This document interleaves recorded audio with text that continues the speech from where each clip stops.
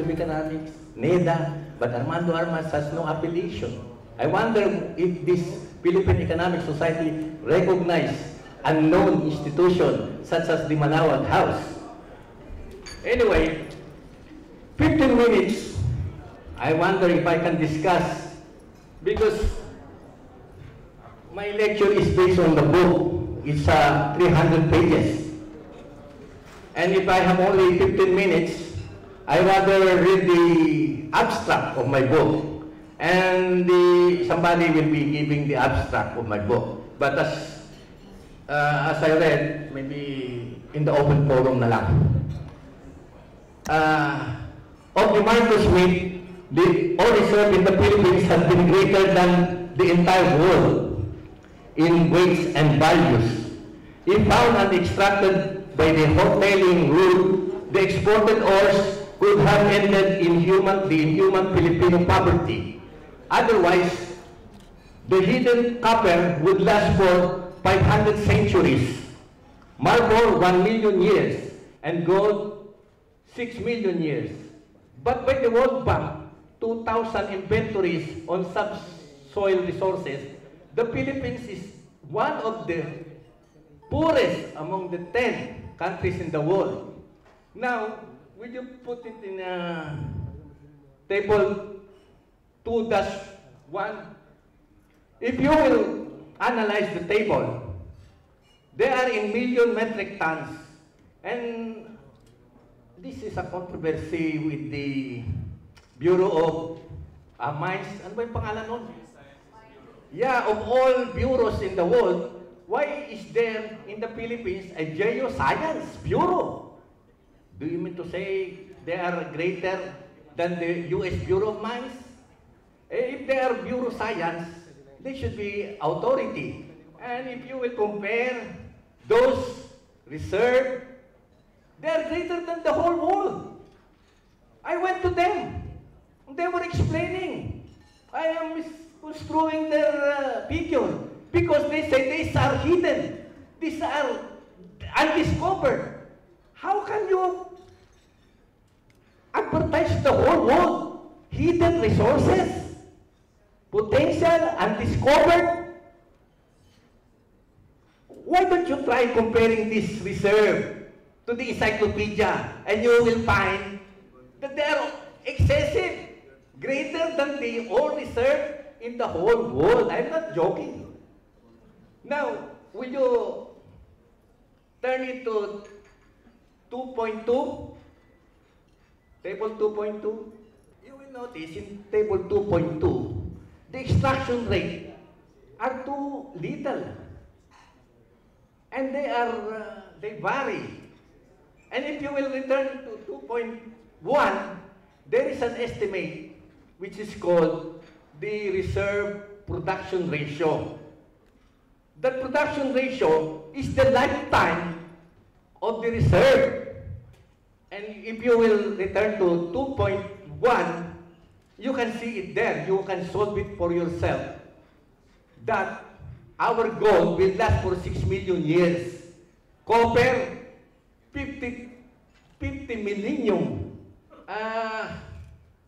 Kaya nga hininto yan. Marble, I have difficulty converting this marble because they are presenting it in cubic meter in the reserve, and in the production, they have another presentation, metric tons.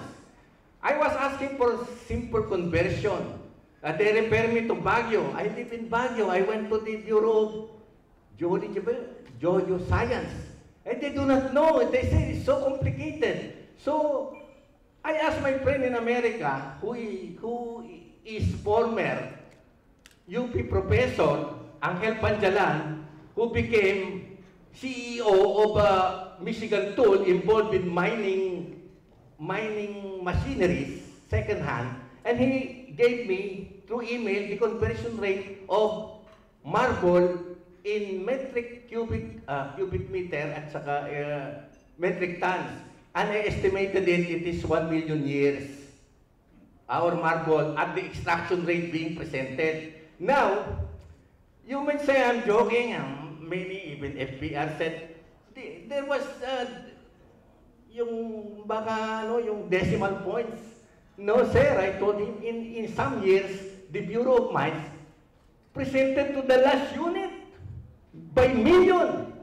And the problem here, the Bureau of Mines Geoscience data are being presented by NSO on the one hand, and the yearbook of the National Statistical Coordination on the other hand. If you will compare them, I do not know, they are of different world. Did you not notice that? Or maybe you cannot notice it now. Now, I cannot believe this, you know. I sold this, my stuff, if I have any, my mates.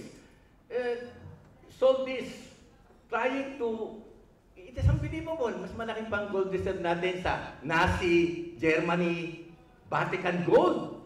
Lahat. Kasi sabi nila, it is hidden wealth. Can you imagine the geoscience involved in undiscovered, granting that it is potential reserve? I mentioned in my book, the potential reserve never exceeded the proven reserve by 3 times. But this Philippine undiscovered potential reserve is infinity times the proven reserve. Now, I estimated the value of this reserve based on the unit value of the extraction in 2000. The gold and copper will reach already 10 trillion US dollars. It is far greater than the height of the ASEAN that the Philippines has 1.5 trillion US dollars of reserve. 10.4. Okay, I compare it in physical terms. I saw that it exceeded the physical reserve of other countries or all the countries. Second proof, the extraction rate, the lifetime is unbelievable, 6 million years. And now the value is 10 trillion. Why? Do you wonder why it was stopped in 1969? The reserve? Maybe FBR saw that it is, I don't know, a scam or what, I do not know. I'm just guessing. But my feeling is that the World Bank would have a survey in 2000 on the subsoil resources of in the whole world. Maybe they already forward the Bureau of the Philippines and they outrageous. And if you will look at the World Bank 2000, the Philippines is the poorest country in subsoil. It is part of the South Suburban Dark Africa, kasama yun, and Nepal. So, now, another point, you may ask question later. This book has 2 chapters, 3 parts. One is economics.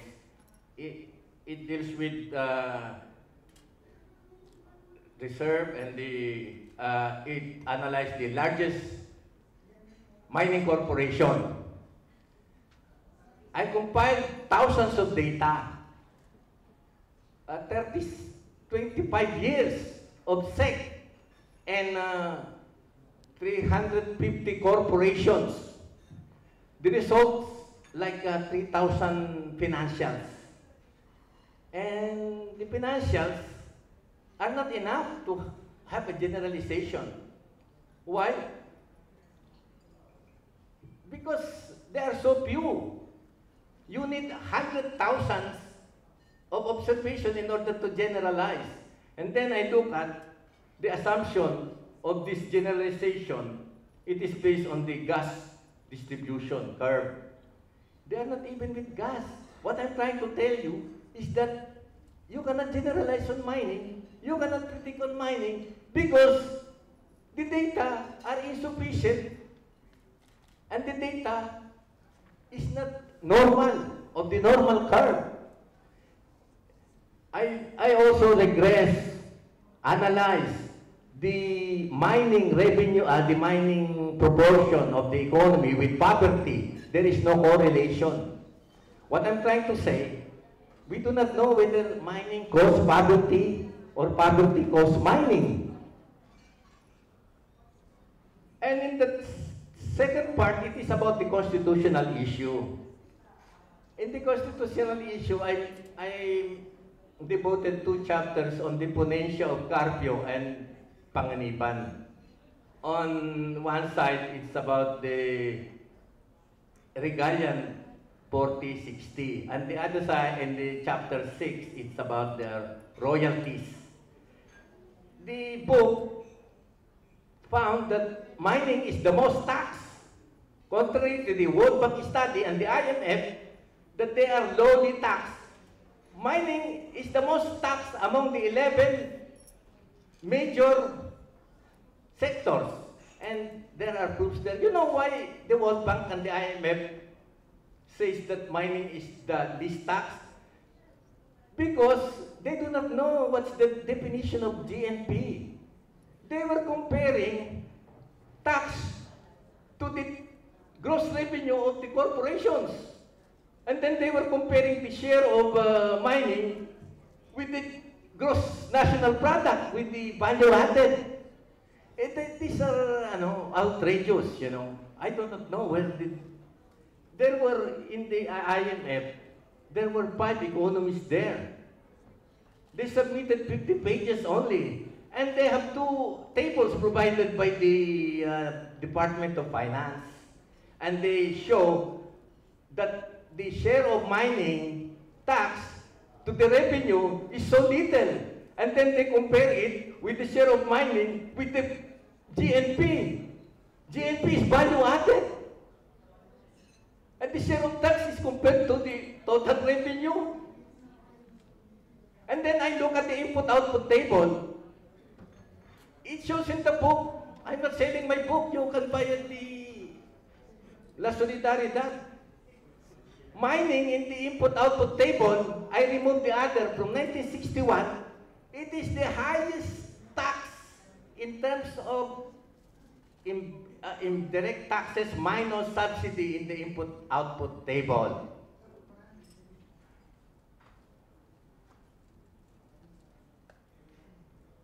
And I also presented there some arguments like Noynoy said that mining is only taxed 2% and they share 100% of risk. On the contrary, mining is not taxed 2%. Because the president does not know that excise tax is not based on profit. It is based on the raw materials. So of course, the president is not a clerk to know what is the definition of excise tax. And he said, all of the risks, we have all of the risks. I do not know, but mining, I computed it there, the risk ratio is so horrible.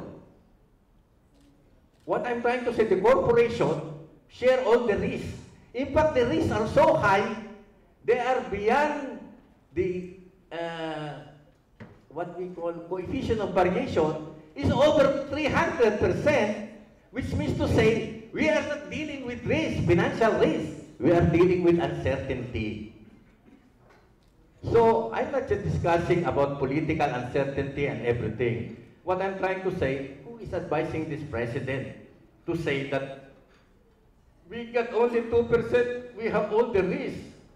Sir, the corporation have all the risks, and the government has 2%. That is big enough. You know, the Shah of Iran, Ali Shah of Iran, the king of Saudi Arabia, complained to his council, you want 1/4, Allah is satisfied with 1/12. See, what I'm trying to say, countries, dozens of them, they don't even have taxes on excise in order to welcome or encourage foreign investment because mining is the most risky, financially risky, politically uncertain. But my book shows it's not only financially risky, it is uncertain. You cannot estimate the variation anymore. So, how many minutes more, ma'am? I cannot leave because I'm from 2 minutes. Anyway. Yeah, okay. In the climate change, I argue that the foundation of climate change is based on superstition. And the Tokyo Protocol and the ICC, I don't know where did they get their climatology. They are like economists. They are voodoo climatology. Okay, I can, you know why kukunti dumating dito? Ang dami sana eh. They say Armas will only talk for 5 minutes. So wala. Kasi yung Philippine Economic Society, 17 forums, can you imagine? I'm not saying that mining is the most important. 17 forums, ma'am, who will attend? Kaya nga naghakot ng estudyante. O, sige, thank you.